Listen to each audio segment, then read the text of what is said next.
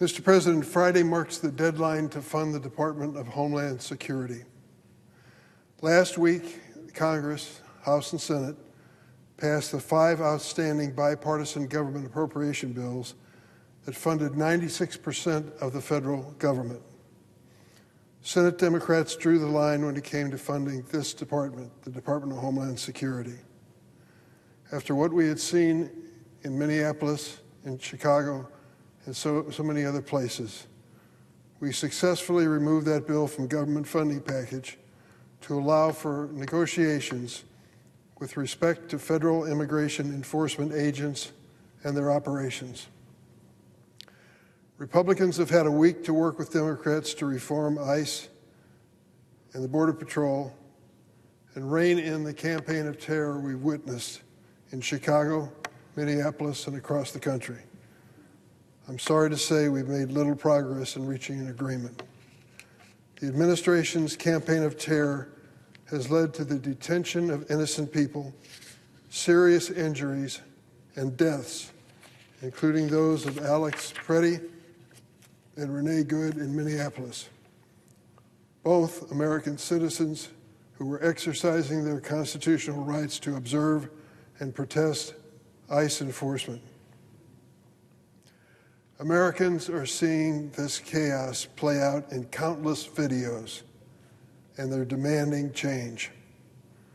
President Trump has justified these militarized immigration enforcement operations as targeting the worst of the worst, and, quote, murderers, rapists, terrorists, the criminally insane. But the statistics of the Department of Homeland Security tell a much different story, the real story. New reporting from CBS News shows that less than 14% of the nearly 400,000 immigrants arrested by ICE in 2025 had charges or convictions for violent criminal offenses. The president was railing at his rallies. We're going after the murderers, the terrorists, the rapists, the child abusers. And then take a look at the numbers. Less than 14% of the 400,000 immigrants arrested by ICE in 2025 had charges for convictions for violent crimes and offenses. And this data from DHS indicates that only 2% of those arrested by ICE over the past year have any alleged gang affiliations. 2%. Nearly 40% of all those arrested by ICE in 2025 did not have any criminal record at all. None. And that's the truth of the matter.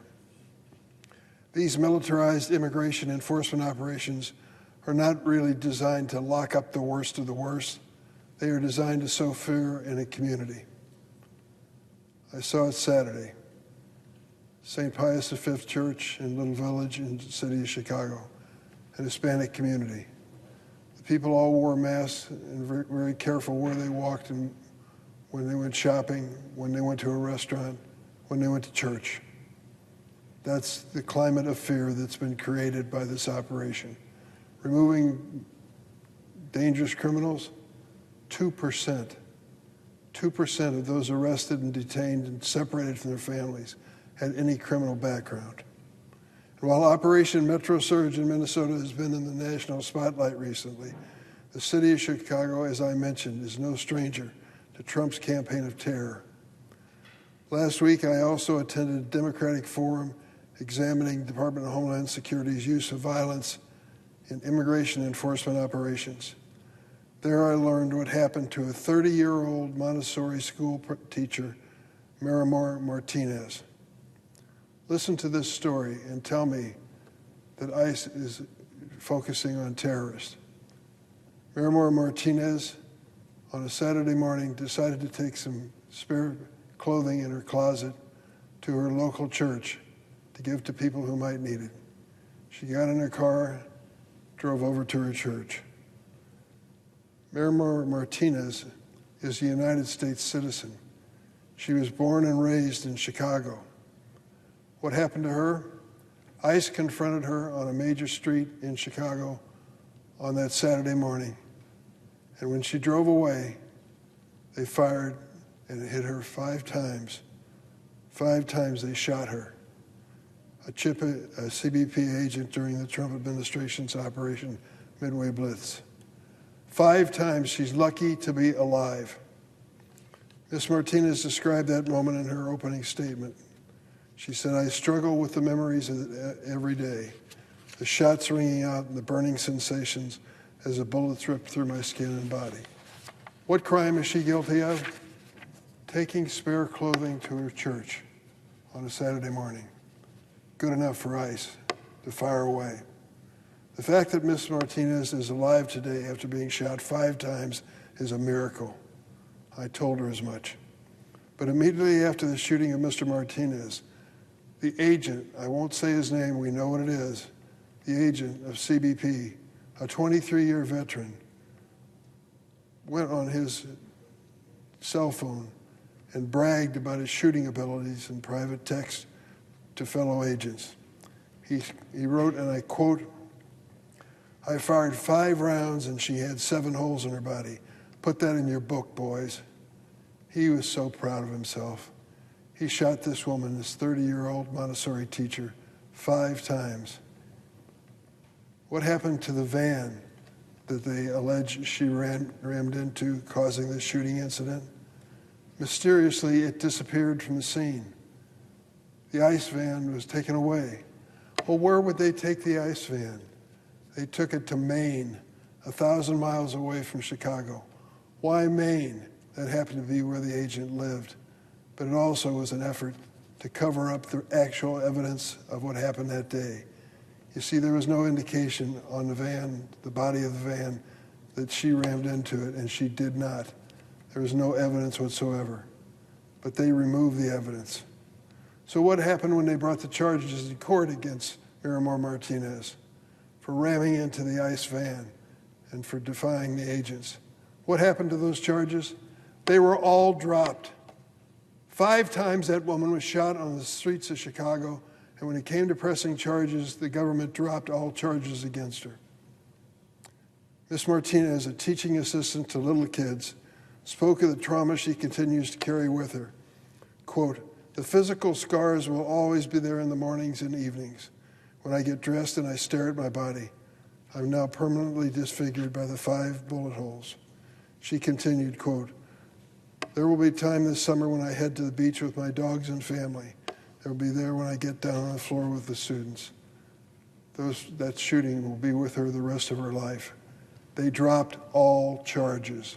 They removed the van that was involved in this incident 1,000 miles away and repainted it. Does Ms. Martinez sound like the worst of the worst? Does she sound like a murderer, a rapist, a terrorist, criminally insane? Of course not. Why are we letting this happen in America? For goodness sakes, the Constitution is clear. There are guarantees people have of their own freedom and liberty. My friends on the other side of the aisle look past that. They don't want to talk about it. I'm afraid I can't stop talking about it because what happened to her is totally unjust. So now we're trying to change the scene. We're doing this because what happened to her must stop. That's why Senate Democrats are setting to rein in ICE and CBP. Last week, leaders Schumer and Jeffries laid out our reforms to federal immigration enforcement in writing. All we're asking is that ICE and other federal immigration agents adhere to reasonable standards to maintain trust, safety, and accountability in our communities. So what specifically are we demanding? First, stop these roving patrols. The United States is a nation governed by the rule of law. Government agents cannot indiscriminately round up people without probable cause, and they can't break down the doors of someone's home and disappear them without a judicial warrant. Did you see the video in Minneapolis when they broke down the door of one of these families? The man was taking a shower. He wrapped a towel around himself and in freezing weather was dragged out to the ICE vehicle. Turns out they knocked down the wrong door. They identified the wrong person. They crashed his door, invaded his home, and had no basis for doing so whatsoever. Government agents cannot indiscriminately round up people without probable cause, and they can't be breaking down the door of your home. there is an amendment to the Constitution which was written specifically to protect us from this sort of government behavior. Second, there needs to be accountability, including new use of force standards that allow local law enforcement to participate in investigating complaints of excessive force by immigration agents. Do you think if there was an investigation of the shooting of Miriam Martinez, that they'd allow the vehicle that was involved, ICE vehicle involved, to be removed 1,000 miles away from Chicago and repainted before any hearing? Of course not. And there should be no immigration enforcement operations at sensitive locations like hospitals, schools, churches, courts, and polling places. Finally, we're asking that body cameras be mandatory and masks come off. Masks off, cameras on. Virtually every professional law enforcement department in my state and the nation has accepted that standard, all except for ICE. They want to be secret police, secret paramilitary, and they want to wear masks to hide their identity. What are we doing in this country? Democrats are united in our calls for these common sense reforms. The American people back us up on every single one of them. This week, we need the Republicans to work in good faith to get the deal done. In the meantime, I want to note something. Secretary Noem, she's on television a lot, hasn't she? Paid ads as well as her own appearances. She has not appeared once before the Senate Judiciary Committee in the last year.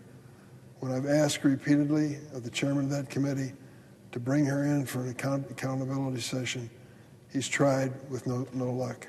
She says she's too busy to appear before the Senate Judiciary Committee and explain the lethal mismanagement of her agency and the damage that's being done. She says now she may come in a few weeks if she's not too busy, I might add, and if she still happens to be the secretary of that department. The administration must end this aggressive immigration enforcement surge and mass deportation campaign. ICE and federal agents need to play by the same rules as professional police forces across America. That's the bottom line. If your police force in your town and your state can do its job without wearing a mask on the job, can do the job with a video camera recording what actually happened at an event, why in the world are these federal agencies treated any differently? Why are they given special privileges? So they can arrest 2% of the people that they're looking for? That's not a very enviable record.